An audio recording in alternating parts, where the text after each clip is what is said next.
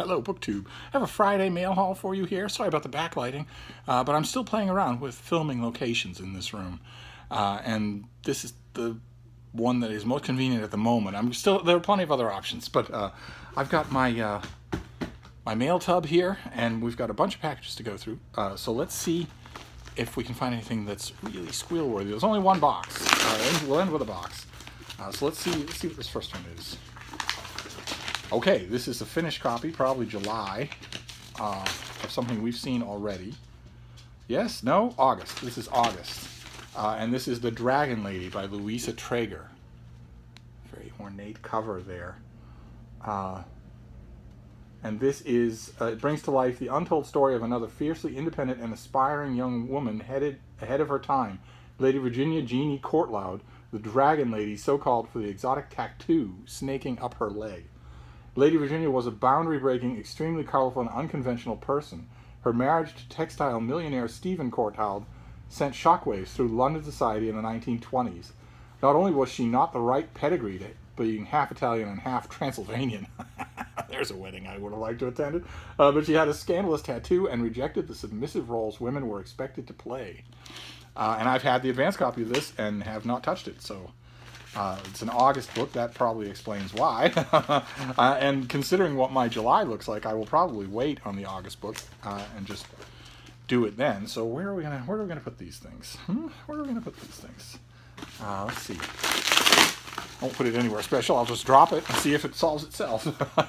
Oh, fantastic. Okay, this is from the great folks at Yale University Press. This comes out in mid-July. We've already seen it. It looks very promising. I have not got to it. This is by Peter Lair, and it's Pirates. And despite having the typical knife-in-the-teeth buccaneer on the cover, it actually covers, the interesting thing about it is it covers a huge swath of history from the Viking era all the way to Somalia in the present day. So it has the promise, it holds out the promise of not being just another swashbuckling matey pirates book. I mean, there are a million of those every season, and they're a lot of fun, but they get a little boring. And this holds out the promise of being an actual serious history of buccaneership on the open seas. So that's great. Let's see what this next one is. Okay, all right. I think we saw this already. Maybe not. I think this is a July book. My July shelves, yeah, this is a July book. My July shelves are getting very, very healthy. They're getting very healthily plump. This is the finished copy of Tom Miller's The Philosopher's War,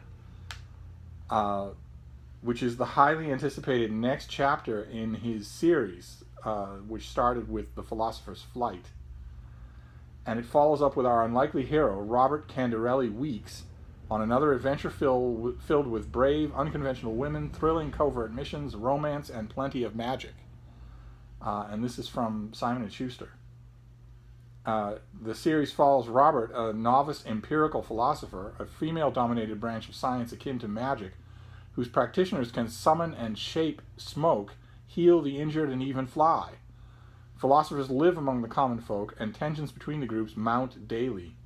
In a realm dominated by strong women, Robert advances his abilities while gaining the respect of his formidable female classmates when he was given the chance to study at Radcliffe College, an all-women's school, in The Philosopher's Flight. That was the previous book. At Radcliffe, he fell hard for Danielle Harden, a disillusioned young war hero turned political activist. Together, they led a team of misfit heroes through a spectacular battle to protect empirical philosophers from those who wish to destroy them. And this is the sequel to that book, which I don't think I read, so that's going to present a problem right there. I'll have to see if maybe sometimes publishers will send the prequel in due course. Or maybe this will be yet again another opportunity for me to explore the library. Maybe I should go to the library and get Philosopher's Flight. That would be a perfectly legitimate use of a place called the library. But anyway, let's see what this next one is. Again from Yale. Oh, goodness gracious. Okay, all right. This comes out in late June, and that's good because I don't want to wait to read it. I want to read it right away. This is by Barry Gordon Lovegrove, and it is Fires of Life, Endothermy in Birds and Mammals. This pioneering work investigates why endothermy, or warm-bloodedness, evolved in birds and mammals, despite its enormous energetic costs. It's very costly in terms of biology to be warm-blooded. It's makes much more sense on an intuitive level to just get your heat opportunistically from your environment. Arguing that single-cause hypothesis to explain the origins of endothermy have stalled research since the 1970s, the author advances a novel conceptual framework that considers multiple potential causes and integrates data from the southern as well as the northern hemisphere. Drawing on paleontological data, research extant species like in places like the Karoo, Namaquan, Madagascar, and Borneo, and novel physiological models, Lovegrove builds a compelling new explanation for the evolution of endothermy. Oh my, okay. All right, I've heard practicing scientists say that never trust a book on science that calls itself new, because anything that has taken the time to get to book form is already old. But it'll certainly be new to me. I am going to jump on that right away. So of all the books that we've seen so far, it's the one that is going to get an immediate read, and we'll see if anything dislodges it. Okay, all right. If this weren't so far in the future, this is an October book, or it would definitely dislodge it, because this author is a favorite of mine. This is Terry Tempest Williams, and this is his new book, Erosion: Essays of Undoing. Let's see here. What is this book? Okay, all right, okay. In Erosion, Williams explores the connection. It's 5 sentences ago. Okay. All right. Okay. Williams looks at the current state of American politics, the dire social and environmental implications of recent choices to gut Bear Ears National Monument, sacred lands to the native people of the American Southwest, and undermine the Endangered Species Act. The current American presidential administration would like to abolish the Endangered Species Act. And also, they have several high-ranking members of that administration are on record as saying not only would they like to abolish the Endangered Species Act, but they would like to wipe out the remaining endangered species.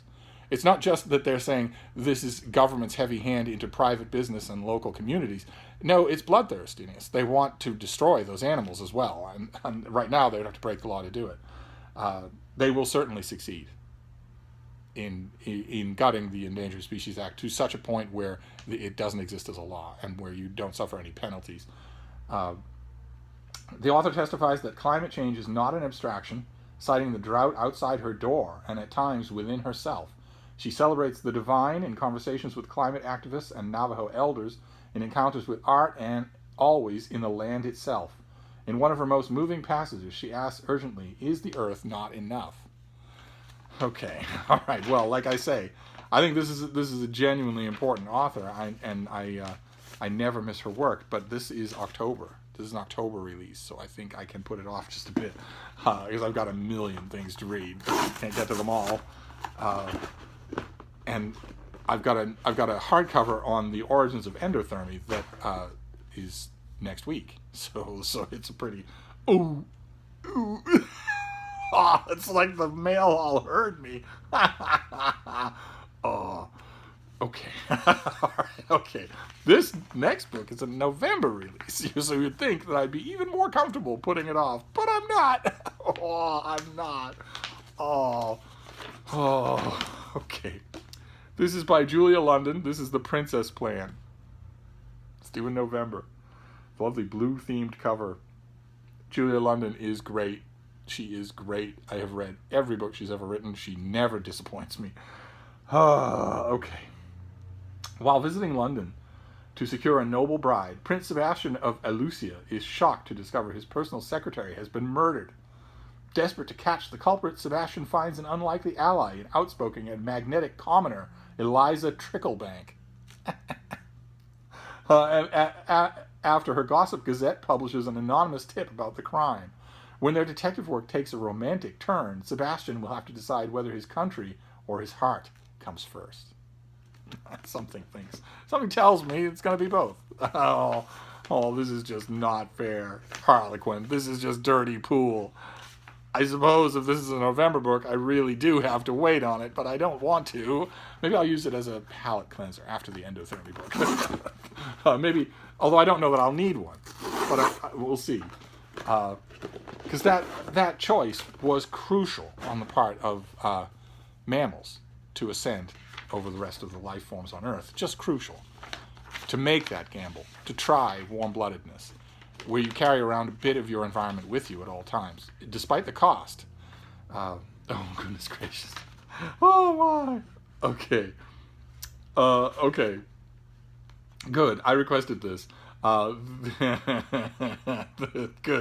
There was a book, I think we saw it on this channel. It was the cartoon Introduction to Economics.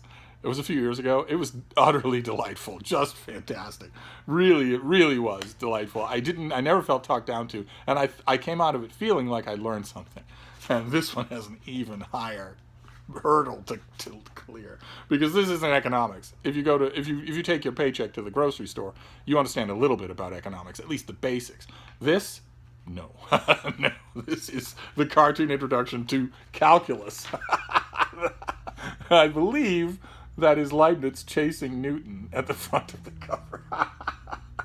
Award-winning illustrator Grady Klein has teamed up once again with Yoram Bauman, the world's only stand-up economist, to take on the daunting subject of calculus. The supplement to traditional textbooks, the cartoon Introduction to Calculus focuses on big ideas rather than all the formulas you have to memorize. Okay, all right, the cartoon history of calculus. Good luck. This comes out in mid-July, but I think I'm probably going to read it soon. This mail haul is just full of things to tempt me. All right, and then we'll get to the box. And we'll just have to hope, perversely, I will have to hope that the box does not include something that's going to make me want to read it immediately, because half this mail haul is stuff that I want to read immediately, and I can't read it all. I can't read it all immediately. So let's hope, counterintuitively, that this is a dud. It's